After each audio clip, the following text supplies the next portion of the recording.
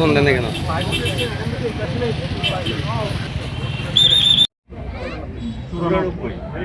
মানে এগুলো 94 আবার তার ওইটা সহ ওই ঢাকায় মাল পাঠায়, মানে এখান থেকে বিশুপার দিন কৃষি করে পাঠায়, মানে এই শান্তি দিয়ে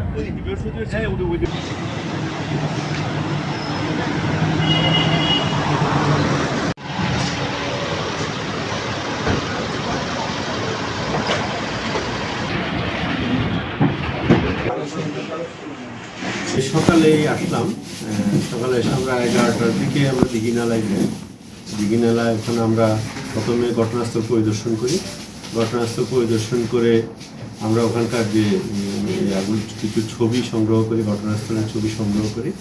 এই ছবিগুলো সংগ্রহ করার পরে আমরা উপজেলা নির্বাহী অফিসের কার্যালয়ে যাই। সেখানে ওই দিনের ঘটনায় যে নিহত ব্যক্তির পরিবারের সদস্যদের সাথে কথা বলেছি। তারপরে যারা এই ক্ষতিগ্রস্ত দোকানদার ব্যবসায়ী তাদের সাথে আমরা কথা বলেছি এবং ওখানকার সুদীজনের সাথে কথা বলছি, সাংবাদিক বৃন্দের সাথে কথা বলেছি এবং সবগুলো আমরা রেকর্ড করে নিয়েছি। কিছু জিনিস আমরা ম্যাজিস্ট্রেটদের মাধ্যমে রেকর্ড করেছি, কিছু আমি নিজে করেছি। আমাদের অতিরিক্ত জেলা ম্যাজিস্ট্রেট সাথে ছিলেন, উনিও বেশ কিছু রেকর্ড করেছি।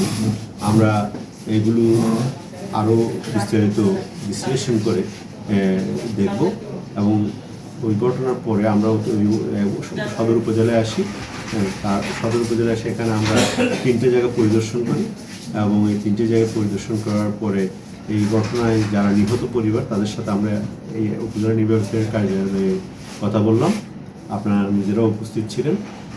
আমরা এই বক্তব্যগুলো দেখেছেন, আমাদের রেকর্ডে আছে এবং সেগুলো আমরা আমাদের তদন্ত কমিটির 7 জন সদস্য আছে।